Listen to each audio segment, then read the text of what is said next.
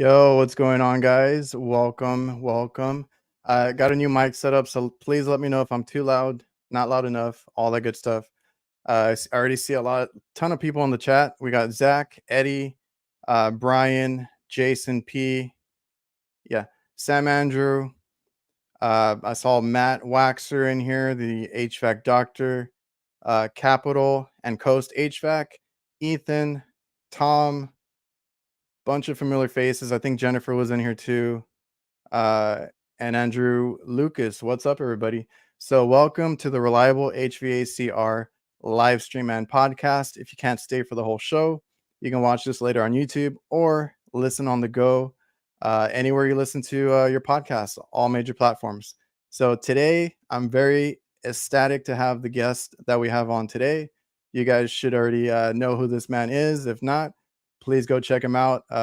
He does a ton of great educational, fun HVAC content. So we have none other than Ty Branaman. Welcome to the stream, man. Hey, everybody. How's it going? You got the little handout already. One of them, yeah. I feel like you have a collection of those now, don't you? I do, yeah. You know, sometimes, we work in the trade and sometimes we just need a little hand, One or many, yeah. So I appreciate you for coming on the show today. I'm a big fan. I love the educational content, the fun that you have with it, and the ease of following along with what you're explaining, and it helps a lot of us out here. Oh, I just love it that people want to learn. Like, this trade has been awesome. It's taken care of me when life took everything else away. They can't take away the trade. And it's interesting, like what we do, like how it works, the science behind it. And, I just love to be able to figure that stuff out. And then for me, I struggle learning. So I love it when people want to learn and then I can relate to them and help other people out. That's awesome. One thing I can't teach people is I can't teach them how to be interested.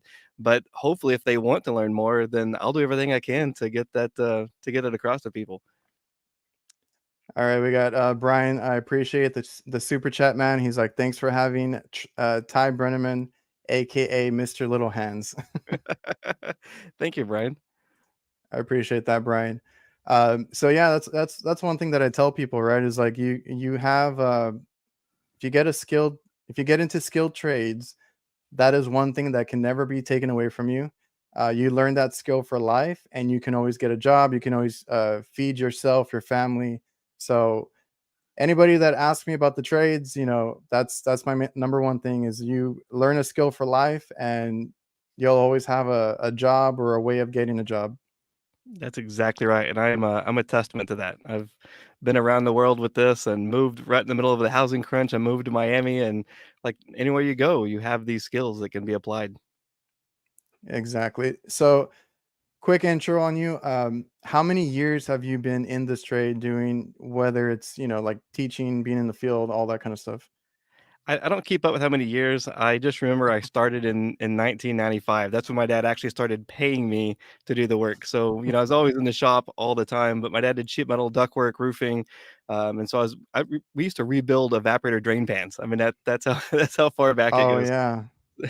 So, yeah, I used to do those. We used to coat them with the cooler coat, and so there's been a lot of changes over the years. Awesome. Eddie, I appreciate the super chat. Y'all are being too kind tonight. I feel like it's the positive energy going around. I feel like you give off that energy, that vibe. So you said 95 is when you started. Are you a second generation then? Or No, how many well, generation? my dad's a sheet metal man. He didn't do direct air conditioning. He did tons of ductwork and Oh, transitions and everything.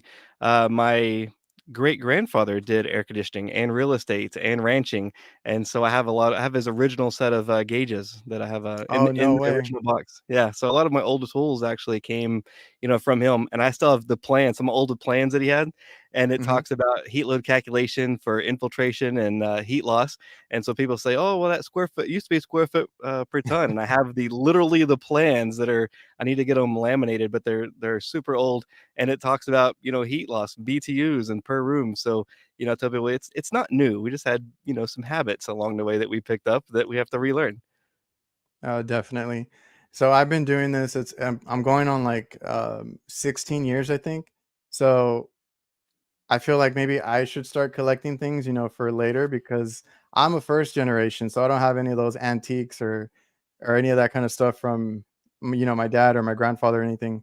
But I know another guy on Instagram that actually has or collects a lot of antique like emblems, like you said, the gauges, old Mercury thermostats that I've never seen that they would put in these like fancy mansions and stuff. Uh, what are you reaching for there? Oh, so we talk about vacuum all the time, and people are like, "Oh, we didn't have to pull a vacuum before." Well, this is my first, vacuum micron gauge, so it's, let me see if I can get it to open Is it that up. what you used? Yeah, this is my first one. So when people say, "Oh, well, this new vacuum," I'm like, "Well, it's not new. Like this is what we had. It was a temperature compensated for microns." So yeah, it's not a new thing. It's just now we have digital that makes it so much better. Digital, battery powered now too, everything.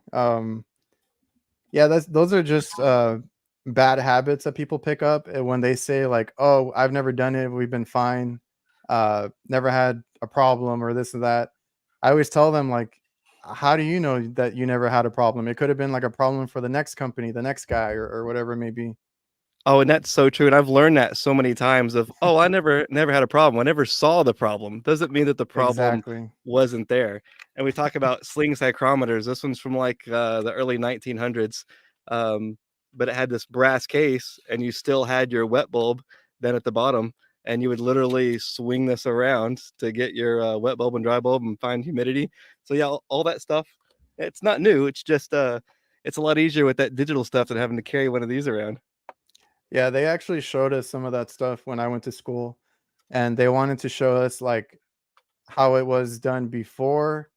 And then, like, when we were in a class and stuff, whether it was like doing duct work or charging up a system, they wanted us to see or kind of do the old school way of doing things. And then they're like, yeah, once you get on the field, you can have somebody do it for you at the shop or whatever it may be. And like, I felt old because I had that like to weigh in the charge. It was like a big cylinder, and we would weigh like measure it out, I guess, and weigh it in. Uh, that's as far back as they had us do stuff. Because I don't think I don't think they even had us using scales in class. I think we had to charge with that thing only, and that's how they taught us there. And I still use that tool because it's a great way to show how refrigerant volume, the literally volume of refrigerant Oh, changes with yeah. temperature. And so if you heat that cylinder up, you can see the liquid level literally rises in that cylinder. And that applies to, subcooling in the condenser on a hot day. It also applies to how much refrigerant is going to be in that recovery tank. So even some of that old stuff has, great applications where we can visually see that. We can see the weight of refrigerant, in volume. We can literally see that. So those old things like that, I want people to have because they're great teaching tools. Not that we're gonna use them in the field, but, Yeah. they still have applications. Yeah, and that's kinda why they did stuff like that and having us do even, like, the old benders, the spring, style and different ways. They would have us, do a lot of our little, I guess, projects or whatever we were being graded on, brazing and all that, bending. They would have us do it, you know, I guess as old school as they could, right, for whatever, they had there in the class, but, like, then they would have us do it that way, and then they'd be like, "Oh, when you get out in the field, it's a little easier. You got this tool, you got that tool, but here you're gonna learn it this way," right? And then you get a better concept, and you grasp it a little bit better. Yeah, it's always good to have something to compare to. So if I start using a chart, for example, people are like, "Oh, a numbers chart, that's bad." But if I go through like a formula and like, "Oh my gosh, this is just overwhelming. It's too much." Oh, well, we have a shortcut. Now we have a chart. Oh, this chart's great. And then of Yeah. course now we have the apps. And so I've learned if I teach the harder ways first and then I show them and they use the app, now they appreciate the app. And this is a tool just as much as our gauges and it's important to understand how to use it for good purposes. People say, "Oh, I don't want anybody on their phone." I want people on their phone for the right reasons because there's so much information here that makes our job easier and faster. Yeah, and that's the thing, right? When I started, I always tell people this is like there was no, I guess Facebook was around, but there wasn't much. You couldn't go online and find this stuff.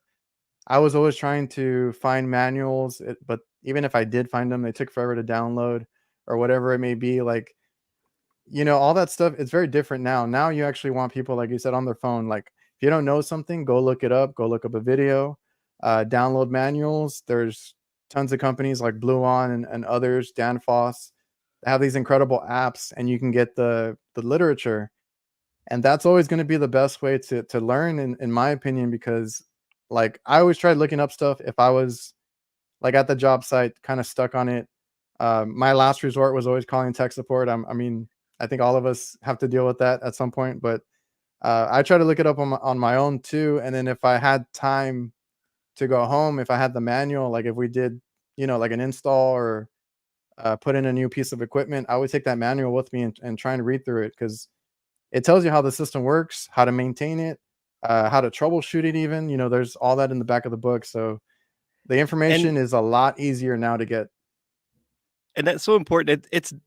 It's difficult to read, right? I mean, it's not a fun read, but you have to make yourself do it. And if you take a highlighter and start highlighting things in there, and the more that you see these words, the more that you look at it, the easier that it comes. But things are changing, even from one brand to another. One brand will say specifically they want the suction line sloped towards the compressor, whereas another brand they want it sloped back towards the evaporator. So even though we see it one way or we may have a habit of one way, doesn't mean it's going to be that way all the time. And then tomorrow they could change it in that manual. So that manual's not I struggle with reading, but those manuals are so important. There's so much valuable information in there. Yeah, and I was never like a school person either. That's why, like, I got into HVAC at my school, at my college, and then like I didn't know what I wanted to be. I didn't know what I wanted to do. I hated, like I hate to admit it, but I hated going to school. Right? I hated reading. I hated all these other subjects, but HVAC, that caught my interest. Of course, we have to, if you go to college, you have to take all these courses like your math, your algebra, whatever it is, your basics. And then you get into the good stuff. You get into HVAC, you get into the electrical classes, the refrigeration. I had commercial refrigeration, I had an industrial class. Like at that point, I was like loving it. Of course, I wanted to be in the lab more. I wanted to do more hands-on stuff, but they did a good job where I was at, trying to balance it. But if you really like, there was a point in time where I was just reading, reading, reading. Read the textbooks they give you, whatever they recommend, manuals, whatever you can find online. Just try to absorb it while you can, and it'll all make sense, later down the line. And the more perspective, I get people that say, "Oh, my videos really help," or somebody says, "I'm too confusing," and that's okay. The more perspective that you get, the better. So look at many different varieties and start comparing the different things. So something I explain may be really confusing for somebody. Look over at my buddy Craig or Brian or Chris, and they'll be like, "Oh, that makes sense," or now it clicks. Or maybe they're watching their instructor and their instructor's doing his best, and then they say, "Hey, I found this video that helps really explain it." And so it's just that variety. And the more that you're in it, the more that you're immersed in it, the easier it comes. And that's one of my issues with just straight school is because you're getting all of this theory, but without actually applying it, it's very hard for it to stick. I mean, look at how much information we process every day, radio and TV and ads and billboards and driving and customers we talk to in our daily work.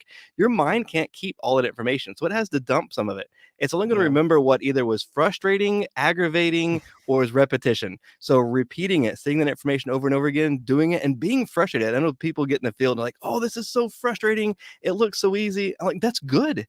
When you're frustrated and you get it, you're going to remember that forever versus somebody that was told it, they remembered it for a quiz and then it's done.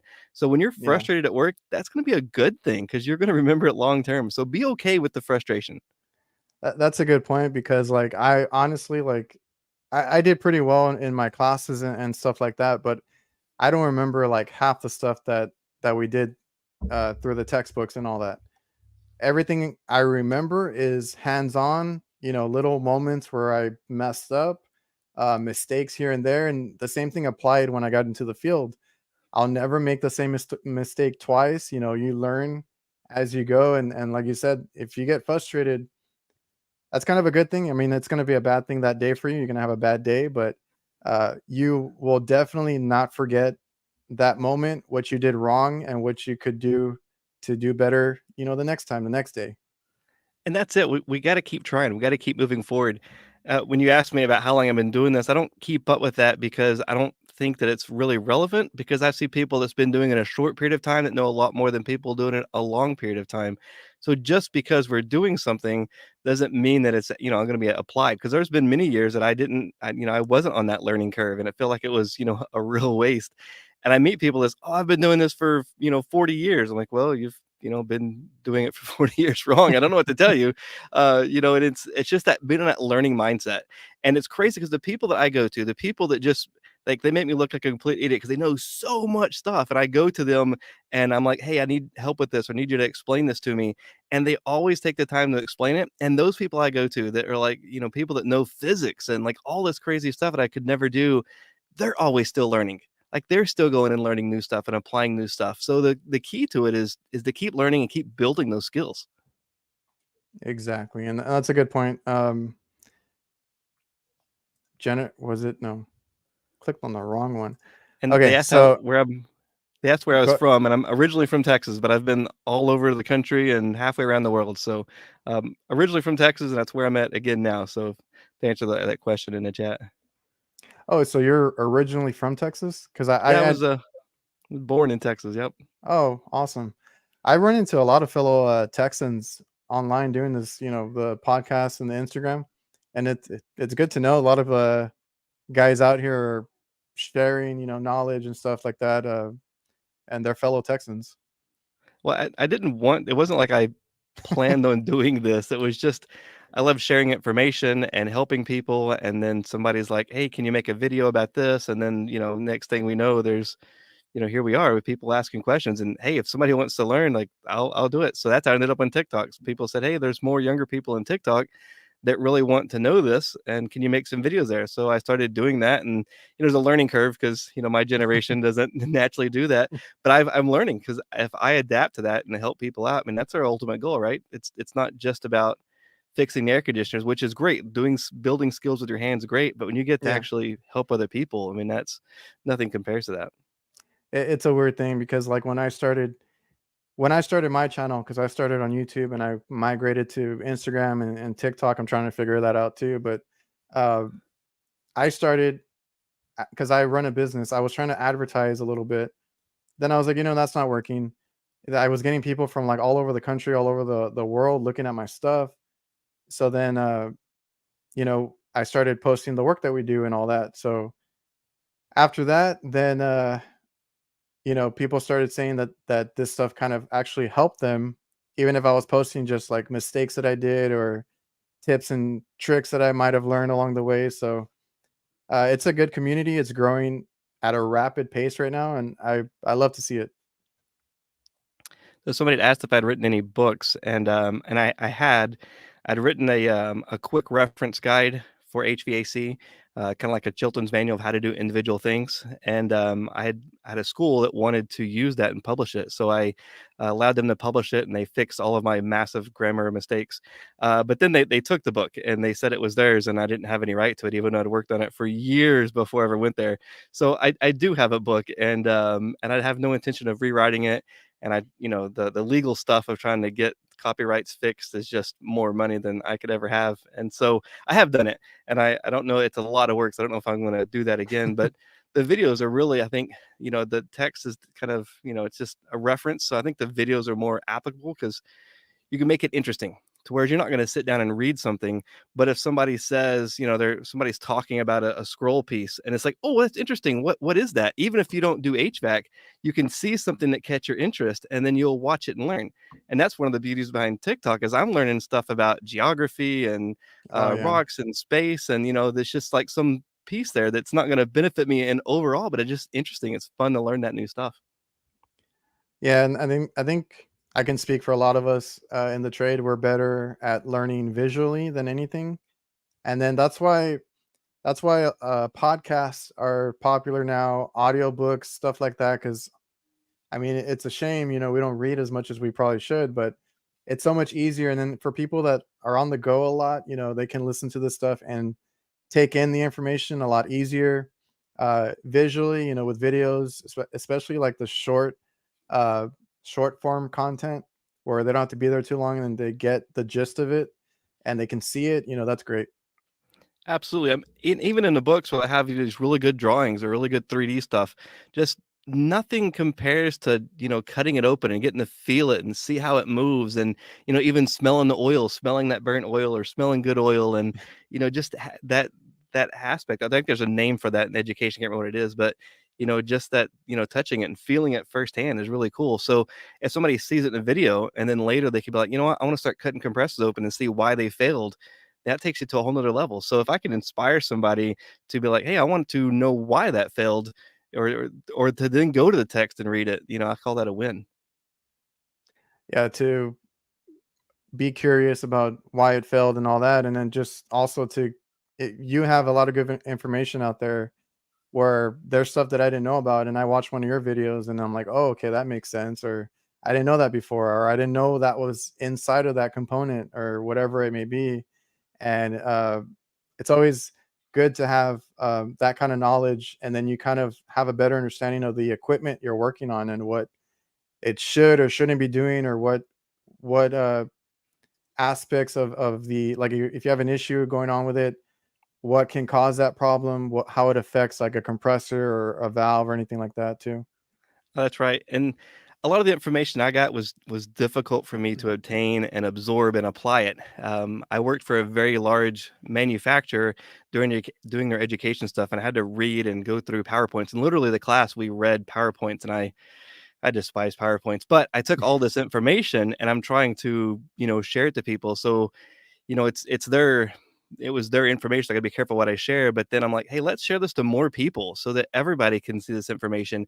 And sometimes it gets challenging because you get somebody that's been doing it some way for a very long time and they don't want to hear anything different, they feel like they're personally attacked. If I say, hey, there's more to that, how dare you attacking me? I'm like, well, I actually could attack you. I try not to, but sometimes you're having a bad day. You come up in a hot attic and there's somebody just, slamming you. I'll sometimes reply in not the nicest way. And then, an hour later, I log back on and I'll delete it. But, it's not a personal attack when we're learning stuff. It's just, hey, I want to share information. So I've kind of found who I can share information with and who I can't on social media. And I usually send them a private message and like, hey, I'm not trying to offend you, Oh, but I thought you would like to, see this. And most people are really acceptive, and some people aren't, and that's okay too. I just like, hey, do your thing. It's okay. I'm not trying to call anybody out. I learn stuff, and it for me when I realized like some of the compressors I'd replaced, and I was using the wrong type of, I was using acid away, and I thought it was great. And then I learned about it. I'm like, oh my gosh, that's not good. I was doing it wrong. I'm not telling it because I'm better. I was doing it wrong, and I learned a better way. So I want to do that to help people see.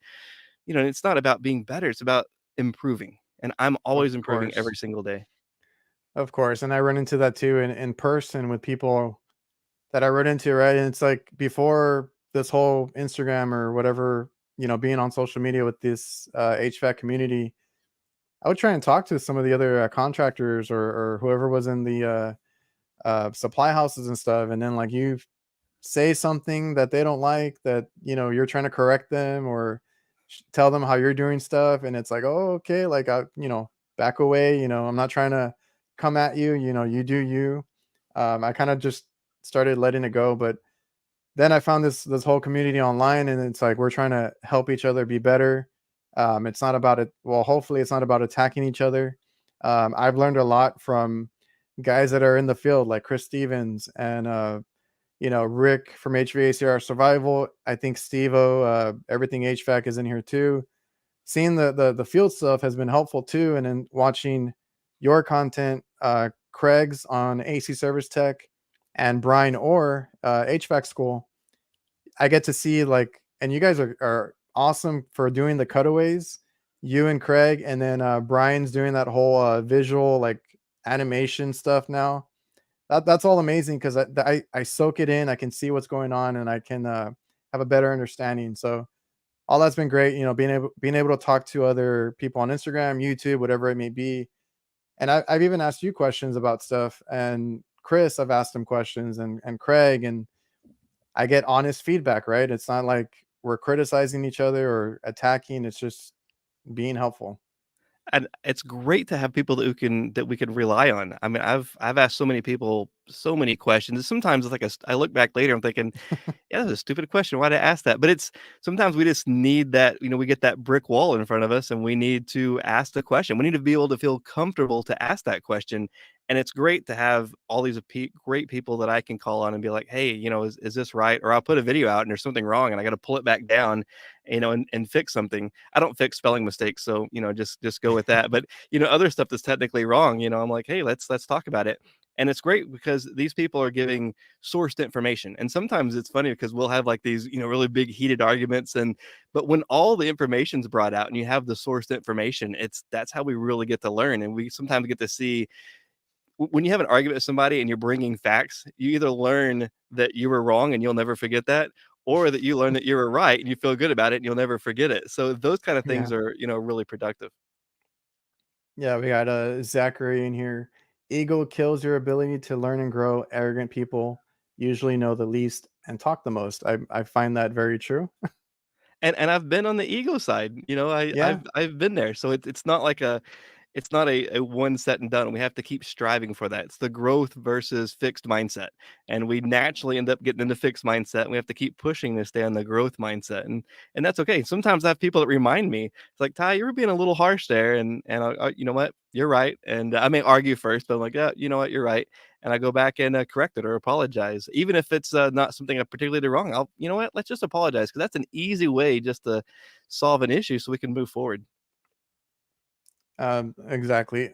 So you still work in the field, correct? Because I know we all know you from like the teaching educational videos, but you actually still do work in the field. Yep, I work part-time in the field. I was doing consulting stuff last year where I was traveling around solving problems for people and teaching their techs on the job how to solve their own problems. The problem was companies kept wanting me to work for them and they would take on more and more stuff. And I'm like, I'm not here to be your employee. Then they would get mad that you wouldn't work for them. I'm like, I don't want to be owned, I guess. I don't want to be working for Yeah. one individual person. So this year, a friend of mine, he needed help this year. And so I've been here working locally, helping him out and because that pays better than anything else. And but I tell you, this year was been rough. I always remember, going in attics, but I don't remember it being this hard. So sometimes we remember things differently. We have that romanticized about it because I swear attics this year have gotten hotter and more humid than ever before. And really, it's not the case. It's me, right? I've gotten older and fatter, and it's good though to be in the field. And so we talk about the theory, we talk about the stuff. I feel it's also important to keep applying it and to keep seeing it and see how that applies to changes, such as the inverter systems and variable refrigerant flow systems. So I think it's important to stay in touch with the field as much as possible, even if an instructor only has to do it for, a week at a time, to be in the field to make sure that what we're teaching in that theory is still relevant or how to adapt that theory to what's happening right now. Yeah, and so you were a consultant before. Now you're doing. Is it like residential work, commercial work? What kind of work do you do? Residential and commercial both. Yeah, Oh, so you. I Oh, go like ahead. walk-in coolers and freezers and refrigeration. That's what I really like. But you got to really be married to that. You can't just come in and do it a little bit and then leave. Residential and like commercial, I can come in, solve problems, fix stuff, and I can come in and out as I need. So I don't. I'd really like to do more with the supermarket because that's fun, all the controls. My second thing that I really enjoy doing is building science, and that's something you also have to be married to and settle down to one spot. But I love the building science. I've been learning a lot about that and how to solve bigger issues, deeper issues than I ever looked at before. So that's been really cool. And I definitely want to get into more of that actual testing. And so hopefully, as I travel around our next road trip, I can do some more testing in different climates to see how to firsthand see how that is affecting different clients, because Florida versus Vegas versus Maine versus Seattle is, I mean, they're so drastically different.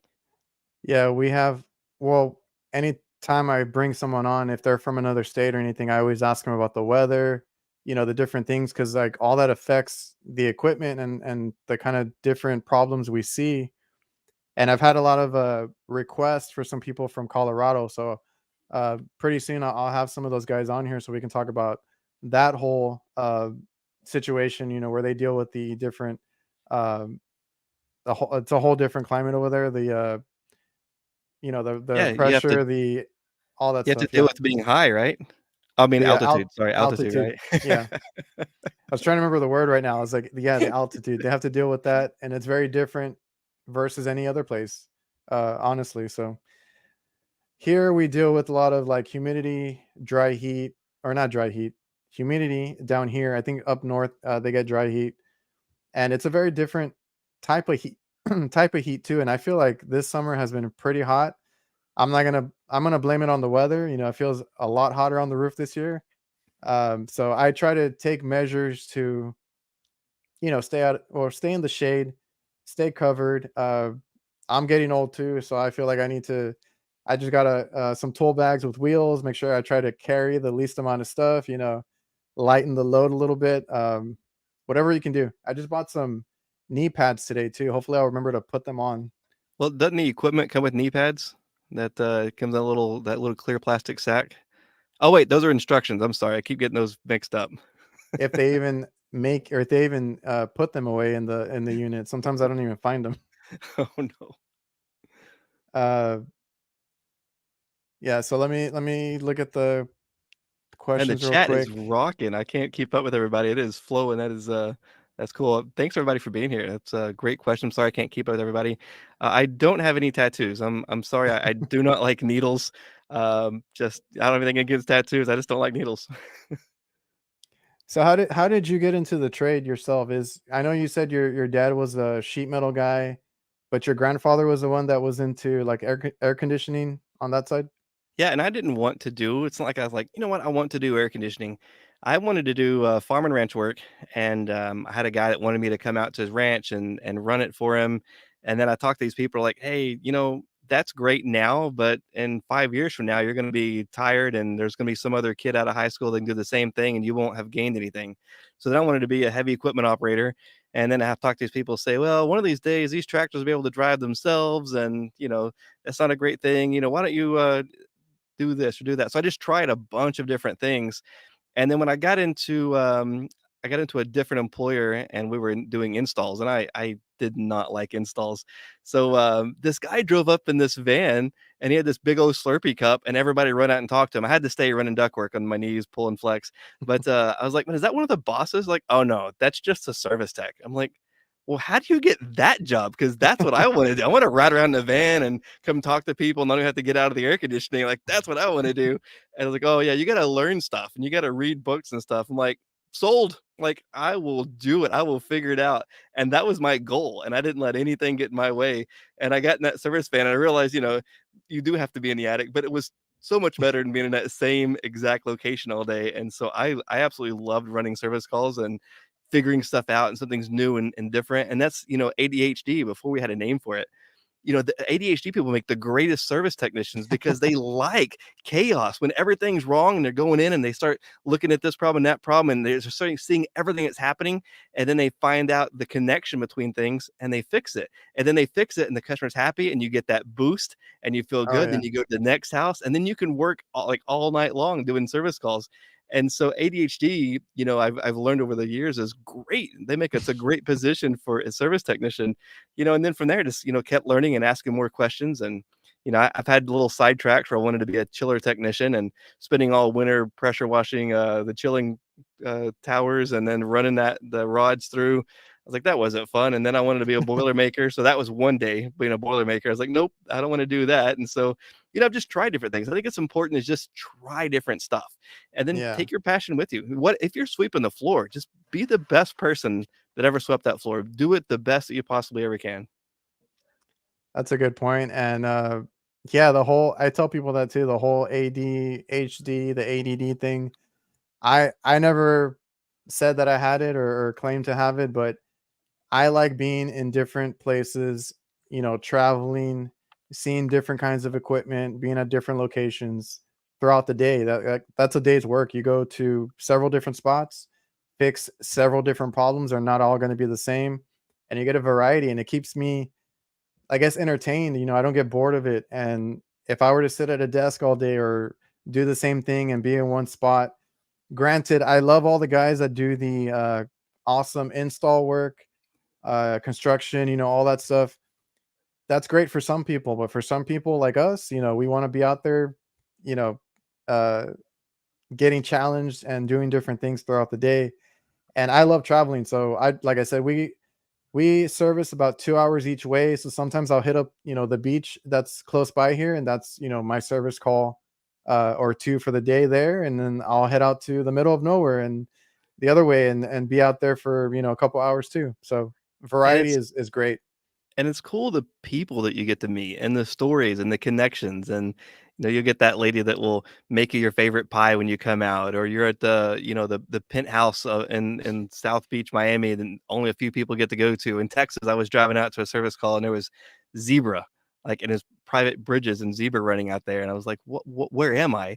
In Las Vegas, getting to see some of those mechanical rooms. I mean, it's just there's so much cool stuff in HVAC. So when somebody says they get, bored of the HVAC, I'm like, how? Because there is so much to it. You can never learn it all. I'm trying. I'm falling way short, but there's so much to it. It's such an awesome trade. And that's great. Like the whole, like the people you get to meet, and then you get to network with all these people, and like you said, they might help you out later on. Or we do commercial work, so I do a lot of restaurants, hospitals. People always ask me if I eat at these places. Like, yeah, they're gonna offer you free food here and there. You might not want to take it every day, but there's little perks there. You get to meet great people. They'll take care of you if you take care of them. That rewarding feeling that you get them their equipment going, that freezer that breaks down in the middle of the night. I have to deal with plenty of those. The eight for me on the AC side, it's usually because they have a dining room that people eat in. Customers will walk out. They'll lose money on that kind of stuff. So their AC has to be working. All that stuff, you figure it out, you fix it. It's rewarding too. And these people are greatly appreciative that you go out there and fix it in a timely manner. So all that stuff is interesting to me, and I get a joy out of it most days. I mean, some days I'll come home late.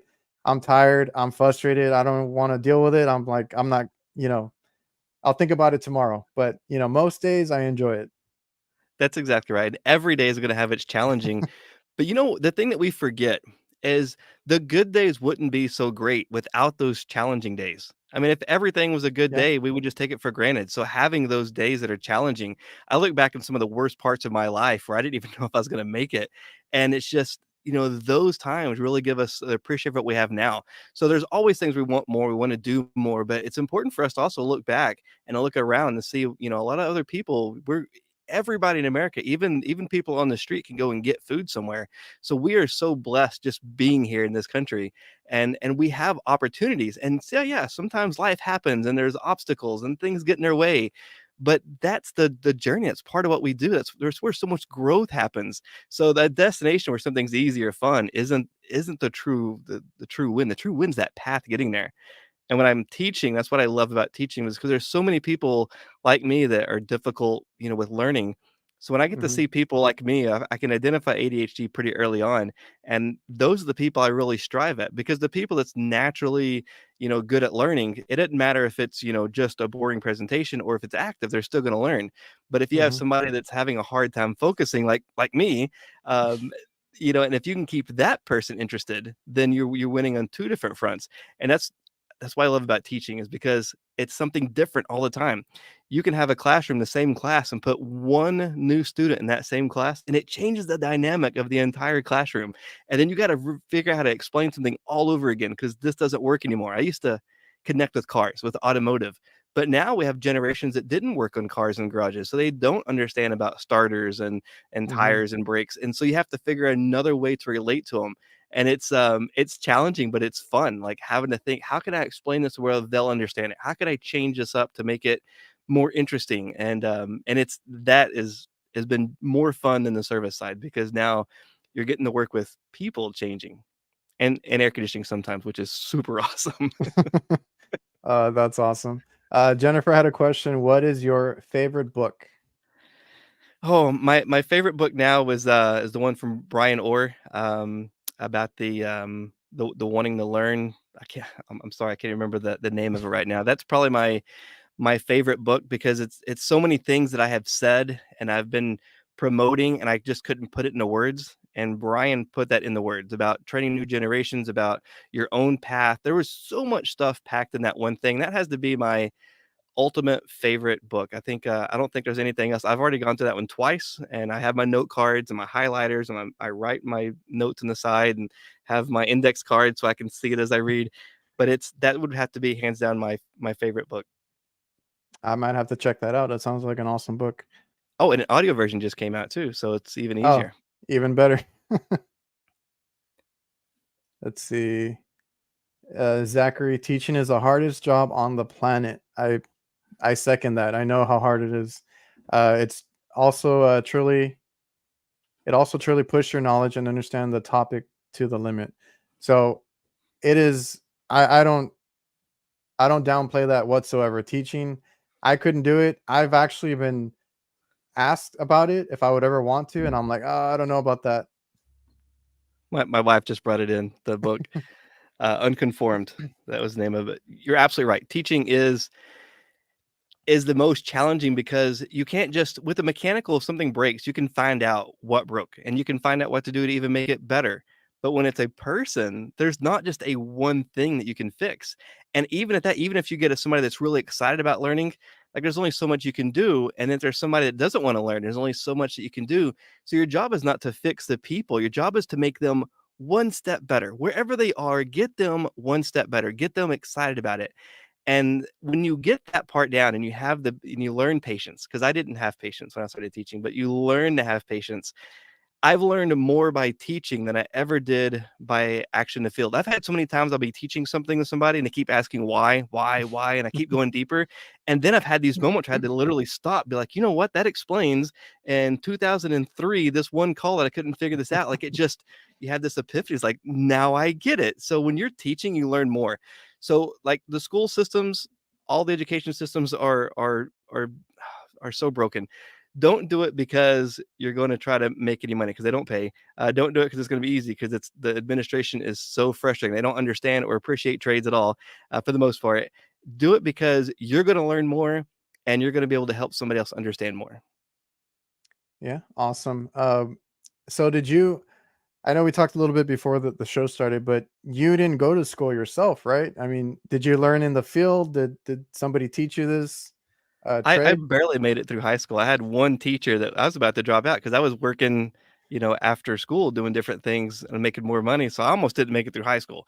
And then I had one teacher's like, "Hey, just get this one certification done, this one thing, and you can go on from there." And so I did, and I had no intention of going to college. And our college didn't have any kind of trades at all. It was like, "What do you want to be for the rest of your life? You're 18. What do you want to be for the rest of your life?" Like, I don't know. I don't want to be in the classroom. And Yeah. now I'm in the classroom.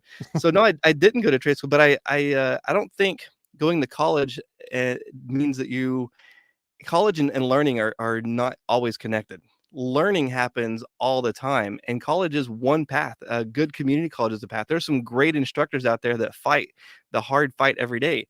And there's also instructors out there that, they've given up on the fight. It's just they've been broken down by administration, or, maybe they've only have a few years of experience, and they just got hired at a school. I'm trying to be politically correct here. Um, and it's frustrating because there's a lot of people that depend on somebody having that knowledge. And I think that the colleges need to appreciate everybody needs to appreciate tradespeople, because we saw Yeah. it during the shutdown. Like, if without the tradespeople, we're not the society's not going to run. So we need to appreciate that. So the trade schools need to actually appreciate the trade that they're teaching and promoting. They need to appreciate the instructors, and they need to also be teaching the instructors. I don't know how many times I've been to trade schools and an instructor hasn't learned anything new in like 20 years. And I think if you're going to be teaching, you need to be learning more than you're teaching. So it's just some of my frustrations about that. But I mean, it really comes down to, we can't fix everything. We can only do what we can do. So if you're out there and you have somebody that you're teaching or working with, help them the best they can. If you have somebody online that's trying to understand something, answer it the best you can, whether it's in text or make a video. Even if it's somebody changing filters. I hate this when people say, "I'm just a filter changer." That job is so important. Let's give that person a respect, because those filters, we've seen what happens when you don't change filter. So go into a commercial job, if somebody's changing filters, let's give them that respect. Like, yeah. And then let's let them move up. Let's motivate them. Hey, you want to learn more? Hey, let's move you up into the next thing, or do it part-time. So now they're excited about this great career. And I love this career. So let's get people excited about it. And I can't fix the industry. But what I can do is the people that I'm directly connected with, I can do as much as I can with them, and then maybe they can do a little bit more with somebody else. And that's how we fix it. Yeah, and like that's the whole thing with the social media stuff is like I'm glad that more people are posting because you might not think it's helpful or of importance to you, but like the next guy, the guy coming in to the trades, a kid might see it and they think it's interesting and they want to get into it. That sparks their interest or something like that. We need all this content. So if you guys are just changing filters, talk about it, post about it, teach somebody about it. What do you do on your filter change? What do you do on your maintenance? Some people don't even go through the whole system. Maybe you should teach them how you do it. All that's great. I encourage everybody to share what they know, and then you'll learn. I mean, you'll learn also as you go, but just share as you go. um And cut stuff open. Be curious yourself. When you look at it and you see there's a blue tint in there, what caused that? Why did that happen? And then go find the answers. Be curious yourself, and then don't be afraid to say you don't know something. And then if you're whoever you're training, whoever's people are watching you all the time, and hopefully they'll be like, "Hey, let's find out," or they'll look it up, and everybody works together. But yeah, cutting stuff open, seeing how this works. This floating seal, I didn't know about this 2 years ago. I didn't know what this was. Such an important piece of this compressor and how it works is that floating seal. So be curious, and be curious when you're training people. Be curious on yourself, and learn, learn, learn. There's so much out there. yeah, and we need to pass this knowledge on and stuff like that. Like I can't wait, to kind of show my kids about the trade and at least to check little things or know little things. Because even if they don't get into the trade, maybe they can know how to work on their car, know how to work on their house, be a handy person around the house, stuff like that. Because being in HVAC, at least you do a little bit of everything. You do plumbing, electrical, construction. You're demoing stuff too. Like there's a little bit of everything that goes into it, and it's a good trade to be in and to learn different skills. And kind of be you get to be helpful outside of HVAC as well. That's right. When I was in Australia, I couldn't do HVAC because the laws, and had to go through their whole entire school program, and it was frustrating. But I went over to the sugar mill, and they had a job opening, and I went give my resume, and they're like, "Oh, you're a Friggy, mate. Oh, well, you can do anything, mate." And so I got a job working as a fugal operator in Australia, and the sugar dryer, and all this mechanical stuff. And I just related everything to HVAC. But what we do in HVAC, and we have to understand plumbing, thermodynamics, mechanical stuff, hands-on things, electrical. Like really, we have I think the most complicated of all the trades because we have to understand everything else. And it's cool when you get to apply that to other things, whether it's automotive or, working in your own house or taking your toaster apart. Like there's HVAC components in all of this. Yeah, like I had an episode last week about I had because I do mostly kitchen refrigeration, and we kind of do that like the ACs in the restaurants and stuff like that.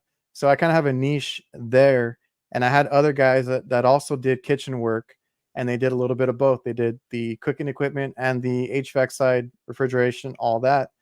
And we were talking about it because they're like, yeah, we get a little bit bored on the hot side and the cooking equipment because it's all the same.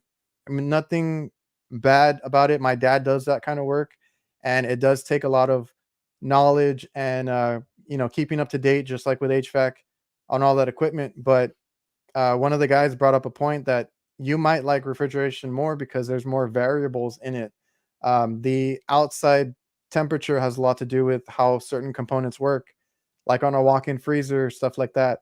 Ice machines have so many dependent parts. The fan cycle switches. All this other stuff that compensate for whatever the ambient is. So there's a lot of factors in it, and that's what I also enjoy about it. And you have to take that into account as well. As like is like I've been working lately for some walk-in boxes that are just falling apart. The doors are falling apart. The box itself, I'm telling them there's infiltration everywhere. It's not sealing properly, and they wonder why they get condensation, humidity. The temp takes forever to drop and stuff like that. So we have to tell them and kind of educate them a little bit about all these other factors that come into play, and you have to constantly be thinking about, you can't focus on one thing, right? It's not always low on charge. It's not always something simple like that. You might have a bad door, a bad seal. Something might be going on with, like I said, a fan cycle switch, or something that has to do with the outside factors. That's so true. I mean, I went to one, not too long ago, and the door was completely split apart where it had been frozen, and they kept screwing it together, and they had a fence latch on it trying to make it connect. Did you know back in the 90s we had flavored ice? Did you know What that? do you Yeah, we had flavored ice? vanilla ice back in the 90s. We had vanilla ice. It was quite popular. Never heard of vanilla ice? No? Oh, dude, you had me Sorry. going for a minute. I was like, all right. I was like, I'm interested. Go ahead. But yeah, I've been dealing with that lately too, and we on that show last week we talked about like also like the because we do kitchen work, like I said, a lot of these reaching coolers, they're open case coolers, they're prep coolers, they're not designed to cool all day if the doors are open and all that, like if it's left open. And I'm like, sometimes you go in there and it might be the AC not working, right? You got a bunch of hot air and that cooler's working 10 times as hard, and stuff like that. So there's factors and variables that are tough, but they're also interesting. And somebody had a good point in the chat was to take things open and see why they failed, especially things like start kits. You take those potential relays apart and you get to see how many times those contacts are closed. Start Yeah. kits kill compressors. When they stick closed, it'll take a compressor out. So yeah, opening up, even if it's a relay, control boards, pop those pieces open, see what overheated, and be curious about that. Doesn't mean you're gonna have to solder control boards, but there's people now starting to do it, especially with these inverter systems, and you have these Yeah. fuses that are brazed on there. So start doing that now with some old stuff you pull out. Start seeing why it failed, and take a gas furnace and take all those pieces out. Build your own training boards and try different things, and see build that curiosity, see why it failed, what happened, and could you not on a customer's unit, but when you replace that one little part and make it work again, because these are things that could help you out later, especially now with more and more inverter stuff. Yeah, like when I started, I was just, replacing parts because I knew they were bad or whatever it may be. Then I started getting curious, I would take apart the contactors, like you said, the relays, like the potential relays, figuring out like what happened. Did they, was it the contacts? Did they get welded shut? Stuff like that. Because in like a walk-in freezers, coolers, single phase, they have those whole starting components. You have the potential relay, the start capacitor, the run capacitor. And I started telling people because it happened to me. I would replace one and then like it would fail again. But you need to replace them and see why they gave out, because the capacitor might have given out, but it was actually the potential relay that got welded shut or something, and it made that whole problem uh, or whole headache that you had there. And the more you know, the you'll know for next time. And all the experience is good. And just being curious, like you said, taking apart, like I took apart contactors, relays, anything I could. I haven't got into the whole cutting open like you, compressors. I know a lot of people do it now, and it's interesting. I like seeing it. I actually saw one of yours where you were talking about copper plating on, I think it was on compressors, because there's not enough people pulling the right amount of microns or pulling a deep enough vacuum, and you have all that issue. Yeah, the copper plating, and it makes the compressor work harder. Those are the ones that end up failing, all that. And we talked about the vacuum being important, but another thing that's a big issue is taking the hoses off. Just by not purging them out correctly, or going through those extra steps, or bleeding it through the manifold, and there's that little air gap. We Sure. were using these before. I call them analog probes, and a friend of mine hates it when I say that. But the lollipops. We didn't have hoses, and we use this in refrigeration a lot. And so, when people refuse to go with the digital probes, I'm like, well, at least use these, Yeah. because that way you don't have to worry about any contamination, or you really reduce the risk of contamination. Let's put it that way. Yeah, like I said, when I started, I kind of went out there and I had to learn as I went. I was not aware of all the proper procedures and stuff like that. And I used the manifold for everything. And then I quickly realized, it's hard to purge all these lines and get everything out of these hoses. And even when you would take off the hose, right, the refrigerant that gets left behind when you're disconnecting, all that's from the hose. So yeah, if you don't want to use probes, use the stubbies. Some people even use the short hoses too. Like I work on a lot of ice machines, and that stuff is kind of critical on the charge. So you got to be careful using hoses. So whatever you need. I mean, there's like you said, this stuff has been around forever. Like it's not like probes were the first version of this. We had those analog stubbies and stuff. It's always been around. It's just whether you have the right habits or not, or the good practices. That's right, and there's so much to this. Don't try to be the perfect tech all the time. Just try to do something better as soon as you can.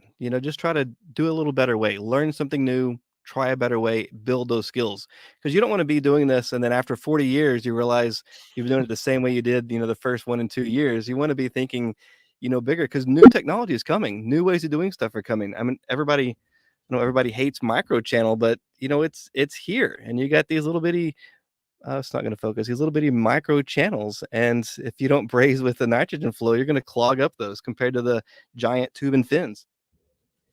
I've been waiting to work on one because I had one leak, but it was like 5 hours out, and I think the other company said they needed a new compressor or something, and they said they needed like two of them, and I'm like, that doesn't sound right.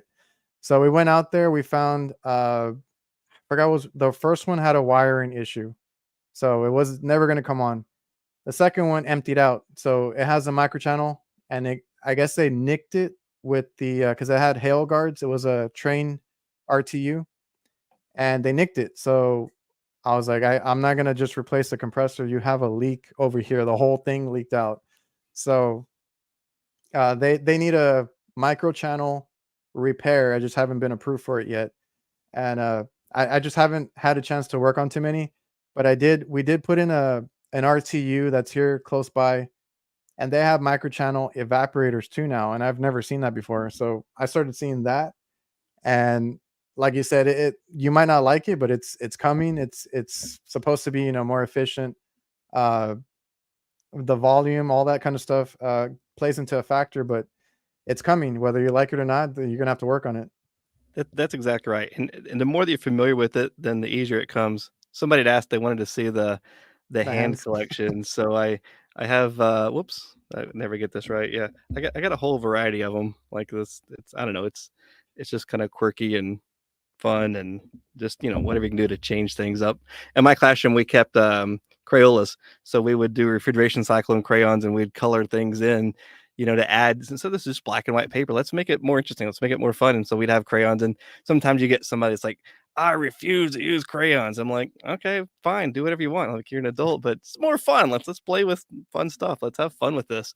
And I used to be very strict and very proper, and I used to plan everything out, and I realized no matter how much you plan, you can't plan your life, and so let's just have fun along the way. Let's have goals, absolutely have Yeah. goals, work towards them, but yeah, let's have fun along the way and work around the problems.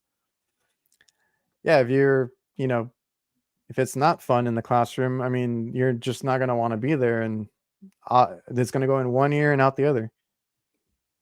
Yes, and I let them color outside the lines, We have Tom here. He said he taught his son. It was I was talking about it earlier.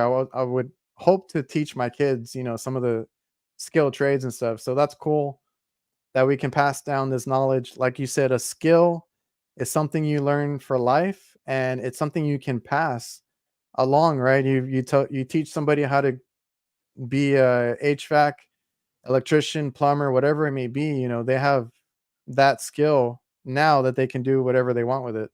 Whether they want to go look for a job for that, get into a neighboring trade, because like some guys, this is not their first trade, the HVAC stuff. They get into it because they did something else, whether it was being an electrician or something like that. You might get into a different trade, getting your foot in the door. So I've had students that left HVAC, and I was like, they were great students, and there's a variety of issues, and I've explored it to see why people don't stay in HVAC. But sometimes it's just a matter of somebody got started doing something, and then they realized, man, they like plumbing better, or they like electrical better, and it's just that's okay too. But also HVAC's so big, I'm like, try different things within the trade. But I think with plumbing and electrical, it's very structured. You come in and you do this, you do these steps, you move up, you do these steps, and you move up, and there's very little cells. In HVAC, we have lots of cells, and it's just like sporadic, all these different directions you can go. And some people Yeah. move up super fast and just be overwhelming for a lot of people. So that's why I say when we're doing training or helping people, and they're not interested in it, be talking to them about other things. And it's okay if somebody, leaves to go do something else. But if they're leaving because of our bad attitude, or we're taking home Yeah. problems to work, nobody, it's not helping anybody. It's not helping you. It's not helping, your apprentice or whoever you're working with. No, and that's another thing too, is you can get into HVAC, and uh, in my opinion, you can find something that you might like. You can be working at a counter, you can be working sales, you can be a service guy, an install guy, a sheet metal guy. You can narrow it down, to a certain trait or expertise, if you will, and just do that. Or you can do a little bit of everything. Like there's variety, and I think that's what people look for is, they want to find what they like to do for the rest of their life, and it's different for everybody. For me, it's service. I really love the refrigeration side. I do a lot of commercial walk-in boxes, ice machines, that type of stuff, and that's what I like. And everybody's different. That's right, and there's different stuff for different folks, right? That's the thing. But whatever you're doing, just be the best at it. Do it the best that you possibly can, and then you build those skills. Even if it's something you dislike doing. I despise duct cleaning, and I don't, that's a whole nother conversation. But when I did them, I made sure that I was doing them the absolute best that I could possibly do it, and that I tried to be that nobody else could do it better. So those are skills that you build, and nobody can take that away from you. You learn. Even if I learn there's reasons that I don't ever want to do one again, I did it, and so I learned the ins and outs and whys, and I read about it, and like, let's find out the facts about duct cleaning. is it going to be an issue? And sometimes it is, and sometimes it's not. But doing it all instead of just taking a hard path of yes, it's always bad or yes, it's always good. There's a lot more details in there, and that's what's cool about a lot of what we do. We want these like quick things of the TXV only do subcooling. It's like no, no, no, no. That's a good way to start, and it's important, but we have to look at superheat, or I don't, there's so many things that we just have these little shortcuts we do, like, oh, everything needs a hard start kit. It's like, well, used to, but now we have scrolls. There's a lot of things, and then people get offended by that. It's like, no, I learned it that way. A lot of things I learned from some really awesome people that I will always respect. Some of the things they told me weren't completely true. And I've learned some of the things I've taught in classrooms I didn't teach correctly. And I learn later. I go to these other classes and I learn, oh, I did that wrong. And I can't go back to all those people and say, hey, I did that wrong. But I try to make a little video about it and post it. So when people get mad about it, when I'm saying something different, I just try to remember that, I used to believe that same thing, and I used to really believe it because people that I cared about taught it to me. But it just goes back to sometimes you have to go back to the books, or things change. Like now we have pee oil versus mineral oil, and there's a lot of differences in that one thing alone. Or why don't they make them like they used to? Man, could you imagine us being on a cell phone or a dial-up phone right now? Like, oh, back in the day. Well, I'm kind of glad we have cell phones and digital information. So not everything built today is better, and not everything is bad either. So just adapt to it and learn, and help somebody else out whenever you can. Yeah, it's a great point. Real quick, Josh, appreciate the super chat tip for Ty's jokes. He probably was referring to your vanilla ice joke. I'm pretty sure. So speaking of leaks, we're talking about leaks in the coil. Yeah. Every time I go and get groceries with the wife, there's always leaks in the vegetable section. Like every time, it's right near the lettuce. It's always leaks. I'll let that one set in. Okay. Well, I don't know if Josh is still in here, but he appreciates the jokes. Let me see. What were we talking about? HVAC. the whole hour. Let's see. We talked about you learn on the job then, right? Yes. Yeah, Or did and going home, bringing the manuals home, and I had some people that were really great teachers, and some of those really great teachers were super frustrating. Like I had one guy it was Friday night, and I called and I had the wire from the blower motor that I couldn't find out where it went, and he said he made me look at the wiring schematic and figure it out, and he would not tell me what the wire was, and I knew he knew, and I was so mad. Oh, I was so mad. But that thing right there taught me so much because he forced me to go look at the wiring schematic, and then once I did it, it wasn't as scary anymore. And then I did it more and more, and then I realized, wow, this is a cool little trick. Like I have a shortcut here that nobody else knows about that the manufacturer usually puts on there, and that was a big step helping me understand electrical. So there's always something new to learn and something different. But just because whoever's training you or teaching you is aggravating you doesn't mean it's a bad thing. Um, it can be a very good thing. And so some of the people aggravating me the most, I learned the most from. Yeah, I've been there. You get left to figure it out on your own, and that's sometimes that's the best way to learn these types of things is you being hands-on, figuring it out. Like you said earlier, getting frustrated, those will be imprinted in your memory there, and you'll never forget that. I ask people sometimes in class, I'll say, who had a bad driving experience? And like everybody will raise their hand. Tell me about the car, the color of the car, where it happened. They'll tell you all of these details, right? They tell you every little detail, the driver and like everything. And then I say, okay, now tell me about all of the drivers that did really good, like the people that let you in, the people that didn't aggravate you. Tell me about all of those details, and they can't, right? They can't Yeah. because that aggravation made your mind remember it because so it made you remember. It's a learning tool. So I in class we'll go out and do stuff to aggravate the students, not to upset them, but we'll go out and I'll have them do a task, and I won't tell them how. Let's go pull a blower motor. I'm not going to tell anybody how, and they're frustrated. And some people figure it out. And some people go grab a hammer, like no, no, no, no, no, no hammer. And then I'll take them in the class, and then we'll talk about how to do it. Then we'll go back out and like, oh, this is so much easier. Why didn't you tell us this the first time? It's because I wanted them to be a little bit, aggravated, a little bit frustrated, so that when they got the answer, they remember it long term. Yeah, everybody's talking about your joke in the chat. I have Um, really bad jokes. so so this whole the classes you teach and all that, do you teach anywhere in particular, or do you? I know you travel a lot. Is this something you do when you travel? You teach?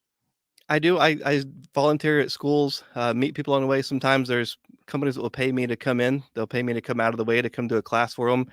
Sometimes I do classes for different individual companies or a supply house. Pay me to come in. I don't teach at a set school anymore.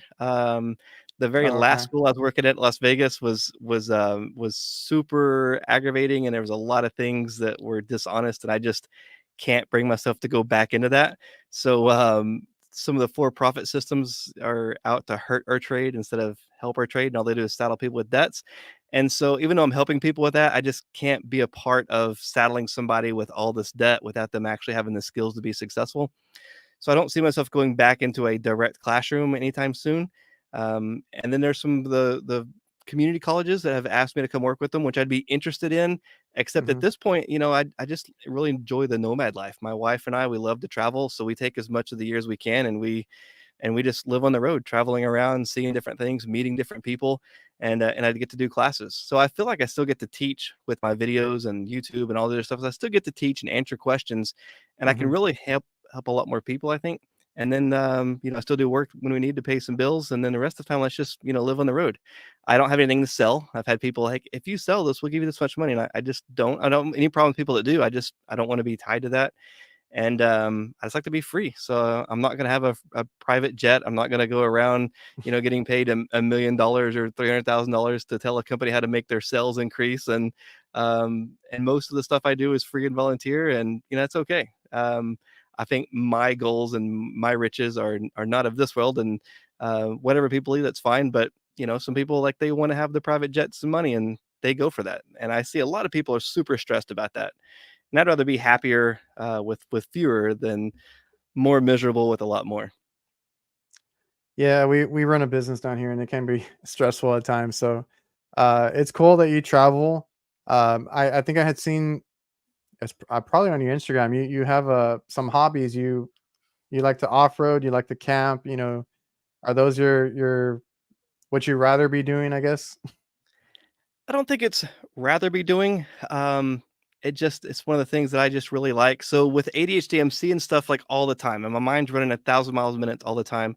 So when I do photography and I'm looking through the camera and the lens, it focuses me on one thing, and I can just look at one piece of information. So that's super relaxing. And then when I'm out in the mountains or on a beach or in the desert, and it's just me and my wife, and there's no phone service or anything else to worry about. We just get to really just be free and be happy, or we get to meet people. We're driving around, and whether it's just somebody we meet at the gas station, we strike up a conversation, or it's somebody that knows me on social media, or old friends, and we just get to go and hang out with them and just have a beer, have a drink, and you get to see about their lives, or if they have time, they'll show you around some of the cool things in their area.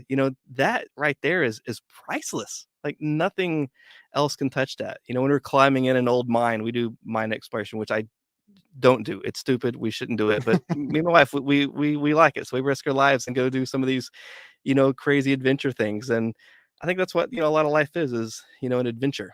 So I am a Toyota guy. I have a 1999 Toyota Tacoma that's needs repair. We're kind of tight in funds right now, but we're gonna get it fixed, and we'll be back on the road hopefully next year, and do more exploring. That's awesome. And everybody has their own definition of happy, successful, whatever it may be. Some people want to go and build that big fortune company. Some people want their free time to be free, and enjoy their other hobbies or whatever it may be. You don't have to be like married to HVAC 24/7. I love my job. I love fixing stuff. I love refrigeration in particular, the commercial side of things. But when I get home, I try to leave that at work. I know I run a business. I have to do little things here and there, paperwork, emails, phone calls when I'm here, but for the most part, I want to enjoy my family time, and I try to keep it separate. I have hobbies too, I'm into sports, other stuff. there's other things that I want to do. You don't like if you see us talk about HVAC and how much we love it and this and that, we do. We really do. But a lot of us, we want our own lives outside of HVAC, right? So that's You should why I try to ask people about their hobbies and stuff because there's more to life than what we do at work. you should have a hook on your door by your house, and you should have a hook, a little plastic hook on the outside of your service van. So when you get home, you take your work problems and you put them on that hook before you go in the door. And then when Hmm. you're going to work, you should take your house problems and put them on that hook before you get in that van.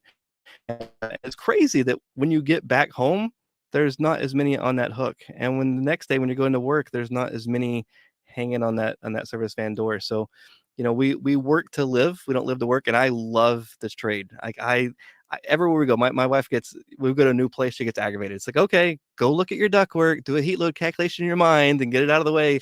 And she knows to do that, and then she'll start talking to me because I know that I won't. I love her, and I try to give her as much attention as I can, but she's the way my mind works. So she Yeah. lets me, run my mind and explore. And then she's like, "Are you ready now?" I was like, "Oh yes." And then we'll talk about whatever she wants to talk about, or we'll talk about the heat load stuff together because she works in the trade too. She does sheet metal with my dad, and Oh, she climbs up on roofs and tears ductwork out. And yeah, so she's super hard work. I think she works harder than I do now. wow, that's interesting. So that's cool. That's something that we don't, I guess, talk about too much. It's like, you have this life at work, but you need to figure out, how to separate it, how to keep the problems, like you said, both ways, because I've been there. You bring your troubles to work and you don't have a clear mind to get your job done, and vice versa. You bring your frustrations home, and it affects your family. So, like you said, that's a good way to put it. Try not to keep the problems from interfering with each other, leaving them at the door. Good advice. And I think everybody needs to know that, needs to acknowledge that. And it's easier said than done, right? I mean, it's Yeah. something you have to practice, and sometimes I need people to remind me. And I have friends that will say, "Hey, Ty, yeah, I think you're going a little too far. Or you're leaning too far in one direction." And I have friends and people in my life that I can trust to acknowledge me. And I may not want to hear it at the time, but we need that. And that's what's that community, that friends and those people that can come in and be like, "Hey, I think you need to calm down." I've had an argument one day. It was a couple years ago about some stupid thing, and a friend of mine, because ADHD, you focus on one thing. So if you have a problem, you focus like all of your energy in this problem, and you need an outside source saying, "Hey, let's step away from that," and it's okay. And that's why we have people in our lives, right? Yeah. Uh, that's just one of those topics, we don't really talk enough about, but we're supposed to, tough it out, get over it, whatever it may be, and there's these things that we have to deal with, and I love what you're saying about your relationship. She knows how your mind works. She lets you deal with that first, and then you have your time with her. I kind of have the same type of relationship too, and it makes a world of a difference because, like you said, sometimes we're just hyper focused on something or whatever, and we need to just kind of figure it out a little bit or get over it and move on to the next thing, and then you'll be fine. So, good advice. Yeah, my wife's in the chat, and she's definitely the better person in our relationship because she knows me so well. So if I'm aggravated about something, she'll just like walk off and just and I have nobody to argue with. And it's like, okay, well, I guess it's gonna be done because she won't argue. And it's she's super awesome. Like I don't know if I don't know how I lived so long without her because she's been absolutely awesome in my life. So it's amazing. And then she's from Vegas. Like she worked in an office and she lived in the same city most of her life. And then from there, she quit her job and we traveled. We travel a lot, and she lives out here in a barn with me. And we, go for night walks, with her spotlight and the dog. And then we go out, traveling again. And she's up for it. So yeah, it's pretty cool that she's able to give up so much of her life to go, hang out and do this crazy dream of ours. That's awesome, man. And like you said, I know you're doing more online now than in person teaching, I guess, but it's a good reach. I'm glad that you're on. YouTube, Instagram, TikTok. I don't know if you have anything else that you post on. Do you? I think LinkedIn's the only other one. I don't do the Twitter thing. I don't understand how it works, and people get so Yeah. angry there. So I don't do that one. But no, I think TikTok's my favorite because I can make a video that's over like 3 minutes long and have more time to really talk about something in more depth, and I can reply to people with a video, which is cool. So it's more interactive. I think that's my favorite platform of all. And then YouTube, of course, that's where most of our income comes from is like actually YouTube. That's gives us enough to pay our basic bills, and then so everything else from that is for food and and travels. Well, that's right. You're doing awesome on those platforms. I think you have a good reach. Uh, and this whole online community, YouTube, Instagram, TikTok, you can reach so many people. I have so many people that even message me, and I'm like, what am I doing over here? But other countries, other states, it's all cool. Everybody learns from the way you do things, or however they want to uh, take your content. They learn something from it. That's a great feeling. I love it.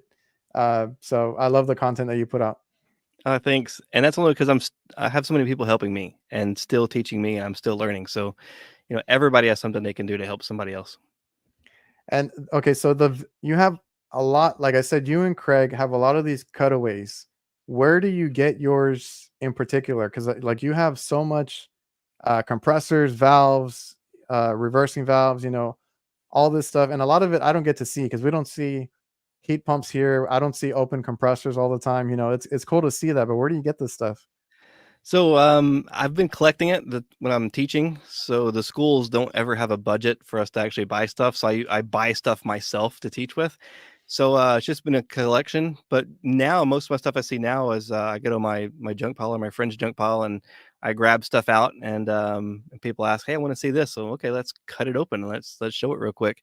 The compressors, I think it's important for people to cut open. All you have to do is just cut that very top section. I'm going to move the camera. Everybody, hold on for a second. You Hmm. don't have to cut all of this down unless you want to make a cool display. If you just cut off this top piece right here, first drain the oil. So if there's no oil, then you know why it failed. But if there's oil, cut this off. Then you can take this top piece. This is the muffler plate. Hmm. You take that off, and that accesses the majority of the scroll. So by looking at this top piece, you can see if it's been signs of overheated. This one's all clean, so we're good. If it's been overheated, that's from high compression ratio. Then you just take these little Torx star bits off. There's usually 4 of them. And then you can see the guts. You can see the floating sieve has been overheated. You can see all of the guts of the scroll. This one's still bolted, but all the guts of the scroll, you can see if it's been out of oil. And then when you take all that loose, you can see the top bearing. So if you know you had oil in the system and this is all worn out because of no oil, then that's from liquid floodback. So liquid floodback washes the oil away from this top bearing, and then this will be the one that wears out. Or you can see like this one, copper plating. It's bright and coppery. So just by cutting just that one part of the head off and taking those 4 bolts off, it'll tell you a lot about the system.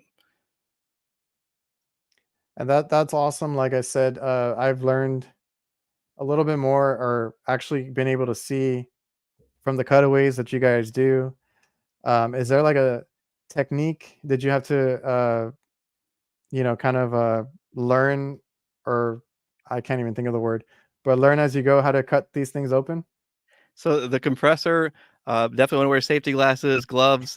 I can tell you the bad story there. So make sure you're doing that, and then use a grinder with the protective blade on it, the cover, because my dad loves to take those off, and if that blade comes apart, it can be an issue. But yeah, just a 4.5 inch grinder blade, 2 of them. Keep the blade nice and steady. Take your time. Just cut all around the top. And then once that's done, that's your hardest part. And then if you don't have one of the Torx a star bit, usually a multi-point 5/16 wrench will loosen it most of the time. And if not, you can just grind it off, just grind the top off. But that gives you access to see the main important parts of it. But really, just the first thing is draining the oil. Like if there's no oil in there, well, you don't have to take anything else apart. Why is there not oil in the compressor? It's somewhere in the evaporator or the lines. Let's go find where the oil went, because otherwise the new one's going to have that same result. Now, if we did have oil, then let's find out why it failed. And so if we can find out why that motor failed, that compressor failed, we can save the life of the new one. Yeah, good information. You said you traveled the world too, right? Because did you mention New Zealand? Yeah, I spent about I think it was a few months in New Zealand. I spent a year in Australia, a few months in New Zealand. I spent a month in Vietnam, a month in let's see, the People's Republic of Laos, about a month in Thailand, a month or so, maybe it's 2, I can't remember, in China. Been through Canada and the Bahamas and Belize, and God, I can't think of all the places that I've been. You've really been all over the world. Not all I over. asked. I want to be. I asked because Capital and Coast had mentioned. I guess he's from New Zealand, uh, and he would love to show you around if you're ever in his area. Well, I definitely got to go back because I got to show Perla. But I hitchhiked there the entire around both islands of New Zealand, so it's definitely a so much beauty in that country, and the people are so friendly and nice. And we would hitchhike, and people would just bring us over and let us stay at their house and cook meals for us. I mean, they're like the nicest people that I've ever met. They were so cool. And there's so much to see in such a short area. Like there's waterfalls that you see so many waterfalls. You're like, oh look, another beautiful waterfall. It's like it's just such a beautiful country. And I love that when I was there, anyways, their biggest issue was, and it was posted everywhere, was don't cook after drinking because people would go home and they would start cooking, they would pass out, and it would cause fires. And it was a legitimately real issue. Oh, But I was thinking, what a great country where that is your biggest problem. Like, don't don't go drinking and start cooking. Like I just loved it. It was such a great place to be. that's awesome. I'm just gonna read off some of the comments that I've seen. Zachary, your heart is in teaching. That's where it needs to be in education. My hats off to you for that passion. And I know who is it? I don't know if they're asking you if you have a Patreon. I started setting one up. I don't think I ever finished it. I keep getting asked that, and I need to just do it. So it's just a generational thing. Like, don't ask for help, and Yeah, so I need to just get over that because it's just a stupid personal thing. So I just need to do it and just be thankful for the people that are donating because I don't want to take that away from somebody. It's just, but I don't want to be like I'm asking for it too. So I need to just do that. I'll get it done this week. How about that? And then if anybody wants to, they can. If they don't, that's okay too. So, but we appreciate anything that anybody can do. that's awesome. I can't find the comment, but somebody had asked if you or I think it was Capital and Coast from New Zealand. Do you have anything on the horizon coming up? Anything going on right now? So I'm going to be teaching at the about Generation Z at the ACCA conference in Indianapolis, and then I'm going to at Brian Orr's event in Florida, and that's in I think January, February, and then in I think it's March I'll be at the HVAC Educators Conference in Las Vegas, and so those are the only things we have planned. Everything else is going to be let's see what happens as we go. Awesome. Yeah, I think I had seen like I've seen you at these events like when you post on your social media. That's all that's cool. You do these I don't know, you speak, you teach, you do all these different things out there and it's spreading awareness, spreading uh information. So I appreciate that too. And you're doing great. I mean, I love the fact that we have this community. Like you've come in and you've found a way to connect with so many people, and then all these people in the chat. I apologize, people. I can't keep up with everybody in here and all the names, but I mean, how awesome is that? There's people here on a on a Tuesday night, and they're here listening to HVAC, and they're wanting to learn more and about their careers. I mean, that's awesome. We didn't have that, back in my day. We just had the people at work that threw tools at you and yelled and talked about back in their day everything was better. And now we have these communities where people are supporting each other, and we can learn of other opportunities. I mean, I think that's really awesome. Yeah, they the chat I try so hard. There's so many people in here and I appreciate everybody who tunes in. I try to get through the chat. I know it gets overwhelming sometimes and like you said on a Tuesday night, I appreciate everybody who comes out on their free time, right? They have to a lot of these guys have to get up for work tomorrow, including myself, and I appreciate everybody who comes out. Um what was I going to say? Matt here. Oh, well, your point about the whole the being able to teach and not be yelling at the next guy or your apprentice or whatever it may be. That's the other thing is they always talk about the shortage of techs of people that we need more people to get into the trade. we also need people to stay in the trade, because I've heard so many like horror stories of like, oh, I didn't like it because of the senior tech or whoever it was. They didn't want they were afraid to lose their job, or they didn't want to teach, the next guy or anything like that. We need to get rid of that as well, because just like, we're trying to get people into the trade, we need to keep them, once they get in, we need to keep them in the trade as well. That's right, and that's what we can do. I mean, so if another coworker is being, like, mean or whatever to somebody. I don't like to use that word mean or just being obnoxious or rude to somebody. Don't go to try to change the other coworker. Take that person, and be like, hey, look, I can't change that problem, but if you have questions, come ask me and I'll answer them. And I know sometimes we got to get a job done, right? I mean, we have to get things done. We got the heats on us. We got to get it done, and that's okay. But just let them know, look, we're gonna knock this out. We're going to talk about the why later on the way home. Or if you do snap at somebody, say, look, you know what? I was stressed out. I apologize, because we're all human. Like, it's okay to make mistakes. It's okay to get mad or angry or frustrated. That's okay. But we also need to appreciate that we're working with humans. And let's say, I remember I was such an idiot back in the day. The people told me so many times, you're not going to be anybody in this trade. You should go do something else. And I was told that so many times. And we just got to be mindful that other people started out not knowing this trade. Nobody was born knowing HVAC, and it's just be mindful of other people, right? It's not about babying anybody. It's just, having some mutual respect. Just simply mutual respect the other person, and if they don't know something, we'll explain it to them. And if they didn't know it the first time, that's okay. So repeat it again or find other ways of making it stick. It's okay. But just simply, my dad told me, everybody you meet, you give them a level of respect. And from that point, they can either build on that or they Hmm. can detract from that. But you give everybody a level of respect and go from there.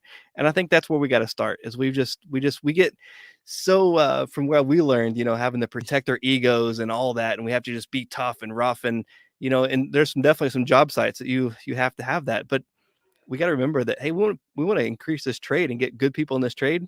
Let's start with taking care of them, because really you can go out and make more money driving, delivering stuff now, or investing in other projects. So HVAC, when you start out, doesn't pay all that well. So if you only pay a low wage and you treat people like dirt, well, no wonder that you end up with people that don't want to work and that aren't all that motivated. So we can't fix everything, but we can work with the people that are around us. We can help them.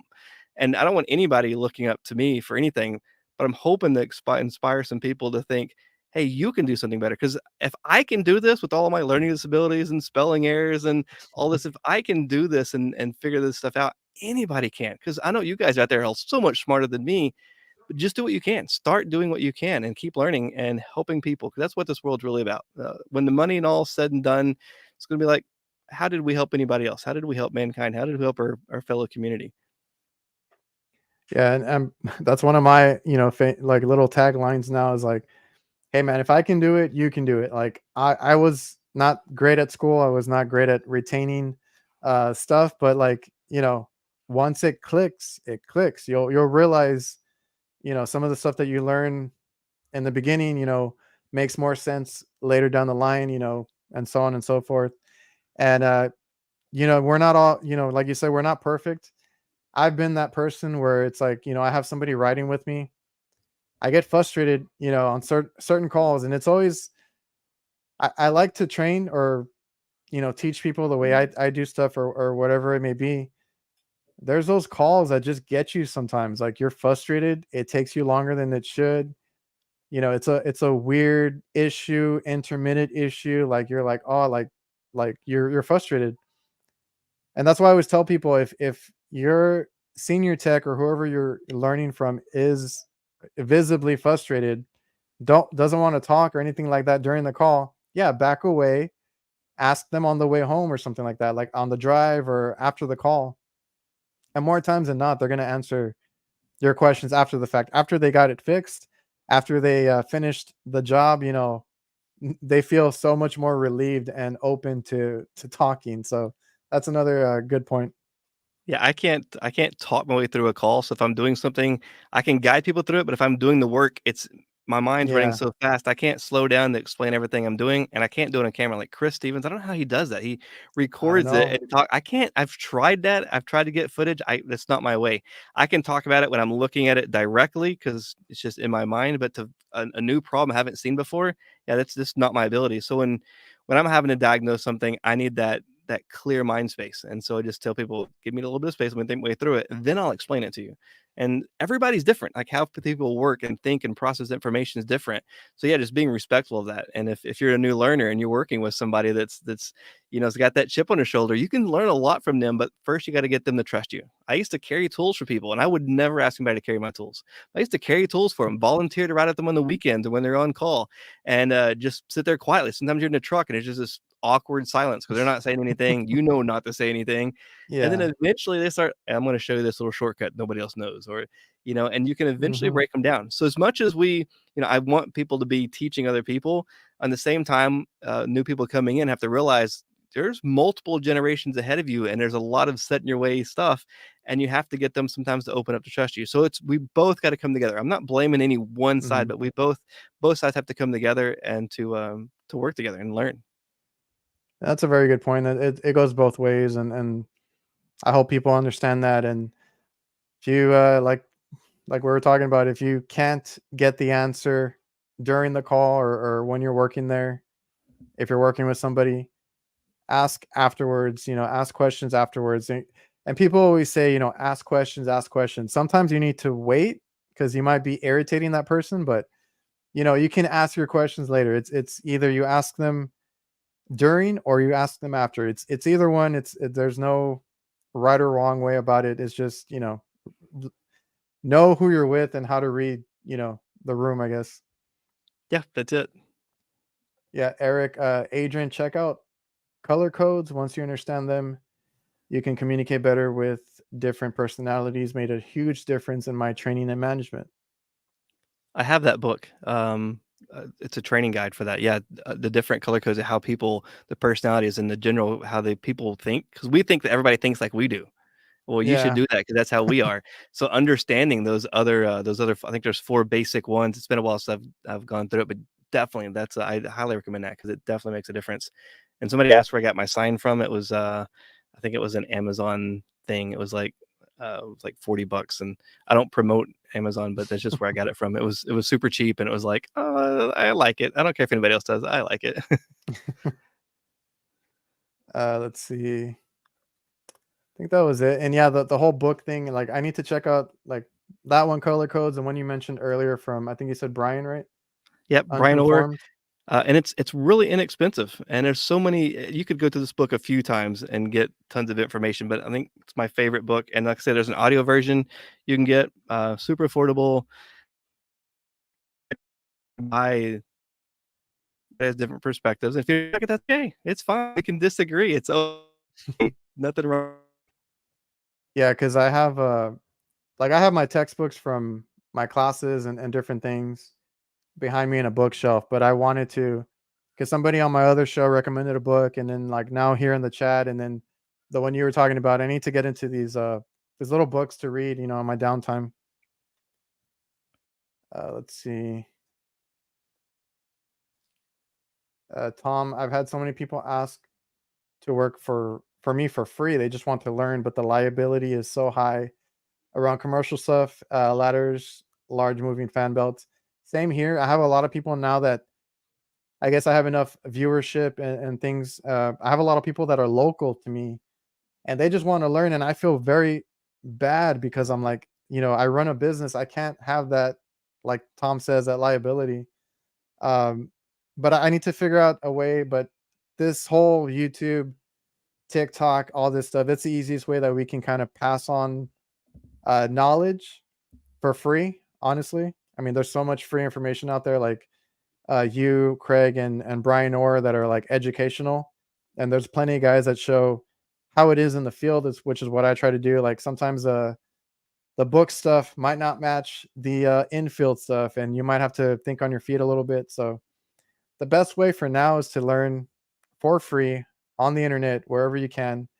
And yeah, and I get you, Tom. I've had so many people that, and it's good to see that. Good to see the the want to learn and the drive and all that, but it's hard. I if I could, I would hire everybody, that comes to me, but it's not that easy. Oh, we got LED handyman. I can't remember his name right now, but he said he met you, and I saw y'all posting pictures. I forgot where it was. That was the Natural Refrigerants Conference, or yeah, I think it's Natural Refrigerants Conference in California. That was There you that was go. cool. I learned so much stuff there. And that's a big thing. There's so much stuff to learn. CO2 and all the natural refrigerant stuff, and it's like, wow, it just gets overwhelming sometimes. But it's fun. It's exciting. Like there's something new around every corner. Yeah, I know. I had Brett Wetzel on here a few weeks back, and I was like, dude, talk to me about the CO2 stuff because I know nothing about that. He's a cool guy. We talk all the time. He's always got some new thing, and he gets to work with stuff that I don't have any access to. So when he talks about, "Hey, Ty, you know this? I'm working," I said, "Brett, back up a little bit because I've never seen what you're talking about. So you gotta explain it to me first, and then we'll talk about it." But it's great to have somebody like that, who's sharing this information because there's not that much heavy commercial stuff out there, and he's on that podcast sharing information. So awesome that people are doing that. Oh, and here, Total Tech, thanks for your enthusiasm. It's inspiring. I don't know where you get the energy to do all this and have that positive. It always comes out in your videos. Like there's no way around it, and I love it. I just don't know how you do it. I just love this stuff. I don't know that there's anything else. It's just I get excited about it. And it's just been a great trade. Why not share the good stuff that happens? Now there's tough times, but who cares? Nobody wants to hear somebody complaining. Like honestly, you get the friends on Facebook that you care about them, but they're always negative. So eventually you just stop listening to them. So nobody cares about the negative stuff. Let's just share the positive stuff. I mean, that's all that really all we can do. There's plenty of negative out there. The news, the media, the newspapers, like there's always something going. It's the end of the world every single day. So hey, let's share Yeah, some positive stuff. yeah, and that's what gets me too. Is like I try to keep all that negative stuff out, and I'm better for it. It's I don't see a point in having anything negative in your day to day. Bringing you down, getting you more stressed out, anything like that. So definitely, the way to live is to be positive. Uh, Tom here. See you at Brian Orr's symposium if you're going this year. I will be there. That's my favorite event of all of them. I mean, that's my favorite one. I will say I bought the digital ticket uh, last year so I could see you because I know you were presenting and stuff, and I enjoyed it. Lots of great speakers at that one. I hope I can go to one of them in the near future. We'll see if that comes around, but uh, that one is more like it's a little more personal. It's not as crazy as AHR and all that, and I think I would enjoy that one a little more because the AHR ones are fun, but they are very overwhelming.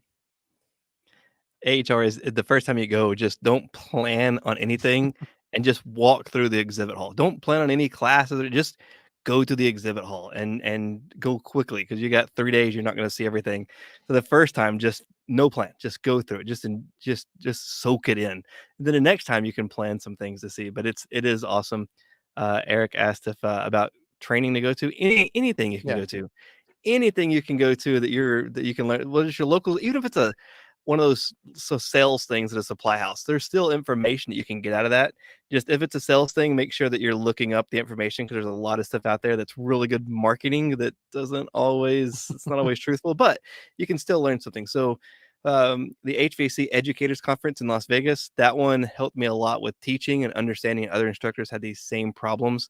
Uh, Brian Orr's event, connections, the personal people, the conversations, people that can disagree, industry experts that can disagree about something and still, talk about it and go out later. And sometimes it gets heated, like, like, oh my gosh, are they mad? And then later they're out having dinner and laughing. And, that is so awesome. And just being around, good friends and you seeing the people in face, that's really awesome. But there's so many good conferences. Like I went to the first natural refrigerants conference and a lot of that stuff's outside of my day-to-day stuff, but I loved it. I mean, it was anything you can do. Let's just break it down to whatever you can do, just keep learning. Yeah, like you were talking about supply house, I was gonna bring that up too. Like if they have anybody in there that gives good information, just take it. It's there for you to take. And they also have free food most of the time. We would do like the ice machine stuff when Manitowoc would do the trainings. Collect as many little manuals as you can or whatever freebies they give out, and anything you can, just anything you that pertains to your field. Take the initiative to go and attend if it's close enough to you. If like here we had a lot of them that come by, ice machines, different manufacturers that come through. Any of the supply houses will do stuff from time to time. So uh, definitely helped me a lot when I started was just going to these things and going through the manual. They'll have equipment there and they'll let you look at it. They'll explain anything new that's coming out. So those are good to go to. Let's see. There we go. Thanks. You guys are both very inspirational. I appreciate that. Thank you. So, anything else you want to Oh, sign off on? we could talk all night, like, I'm but trying. I'm I'm actually trying not to keep up. I mean, I'm trying not to keep everybody up all night either. But uh, that's definitely true. I don't even think I got through all my talking points, honestly. But if I bring up anything that I have left on this board, it's probably going to have us talking like for a couple more hours. So maybe another time we'll do this. It was great having you on here. A lot of great content and knowledge that you pass on. I really appreciate you for having me on here and introduce me to your community. A lot of the people I see in other groups and new people I see on here, and that's just really cool. That's what it's ultimately about, this community of stuff. I love it. Yeah, and that's what keeps me coming back every week. I never planned for this to be like an actual legit podcast or anything or a weekly thing, but these guys keep showing up, and I know they love you and they appreciate what you do. I know a lot of people are excited to have you on the show today. So, like I said, thank you for coming out, taking your time or taking time out of your evening. It was great talking to you. And like I said, I love the content, loved all the TikTok videos and YouTube. Thanks, man. Keep it up. Keep up the great work. Everybody keep up the great work. Have a great one. Everybody inspire somebody or each other and let's keep this thing going. I'm gonna cue the outro. I have to stay for that, so you can stay, dip out, whatever you need to do. But I'll see you guys.